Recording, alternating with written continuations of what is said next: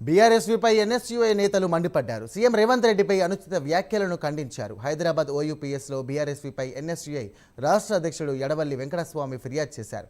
సీఎంను కించపరిచేలా మాట్లాడిన నేతలపై చర్యలు తీసుకోవాలని సందర్భంగా ఆయన అన్నారు.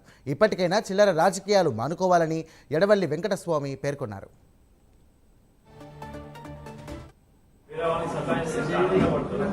ఆ విధంగా వాళ్ళు నిన్న బిహేవియర్ చేశారు.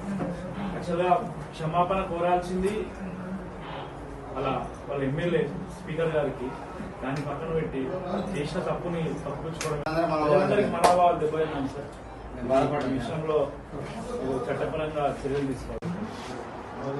యావత్ విద్యార్థి పక్షాన, ఎన్ఎస్ఏ పక్షాన, విద్యార్థి తెలంగాణ కాంగ్రెస్ పక్షాన్ని చర్యలు తీసుకోవడం.